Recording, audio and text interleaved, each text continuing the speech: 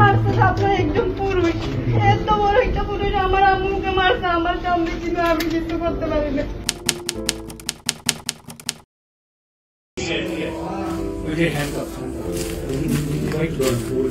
এবং এখন তাদের ভোট ছিল ভোটের মধ্যে নিজের ওষুধ দিয়ে নিজে বের করে হাত পা বেঁধে টাই করে দাঁড়িয়ে থাকবে।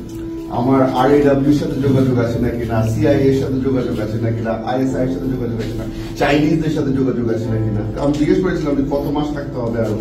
আমাকে ছেড়ে দেওয়ার 3-4 দিন আগে বলা হলো মাননীয় প্রধানমন্ত্রী আপনাকে একটা সেকেন্ড চান্স দিচ্ছে। চেষ্টা করতাম কি দিয়ে আমরা হাতের আঙুল যে আমি নাম যখন বলতে নামটা বুঝতে পারছিলাম না, তখন তারা এইভাবে করে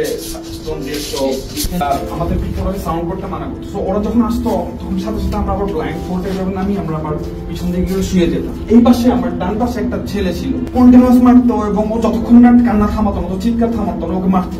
ওকে মারতে মারতো পাগল হয়ে গেছে এবং ন্যাংটা দাঁড়ায় থাকতো, এই জন্য ওকে মারতো। হোটেলের সামনে ওরা নিয়ে যায় গাড়ি করে, আমরা 3 জন এবং সাথে আরেকজন হুজুর, যাকে আরো 2 সপ্তাহ আগে গুম করে তারা রেখেছিল র্যাব 11 সেল।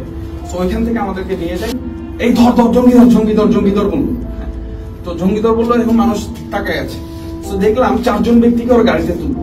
পরের দিন সমস্ত মিডিয়ার সামনে আমাদেরকে এইভাবে দাঁড় করিয়ে পরের দিন আমাদেরকে জেলে দেওয়া হলো, জেলে নিয়ে যাওয়া হলো। আমরা ওইখানে পত্রিকায় দেখলাম নারায়ণগঞ্জে নাশকতার পরিকল্পনার সময় এই প্রকৌশলীদেরকে হাতে নাতে ধরা হয়, গোপন মিটিং এর সময় তাদেরকে হাতে নাতে ধরা হয়। বিনা কারণে রাস্তা থেকে ঢুকিয়ে আনা, বিনা দোষে কতগুলো সাক্ষী সাবুত হাজির করে সেই এক্সপ্লোসিভ কতগুলো গাড়ির ভেতর ঢুকিয়ে দিয়ে তারা বলছে তুমি সন্ত্রাসী জঙ্গি টর্চার সেল, এরকম টর্চার সেল সারা বাংলাদেশ জুড়ে আছে। সেটা শুনলাম আজকে এনাগরের বিভিন্ন ভার্সন সারা দেশ জুড়ে আছে। কেউ বলতে 700, কেউ বলে 800, এটি সংখ্যাও নিরূপণ করা যায় কতটা আছে, কতটা জানা আছে, কতটা অজানা রয়ে গেছে। সেই জিনিসগুলো শৃঙ্খলা করে রাখা যাতে করে কেউ বিনষ্ট করতে না পারে, যখন বিচারের কাছে যে একটা প্রমাণ হিসেবে ব্যবহার করতে পারে সেই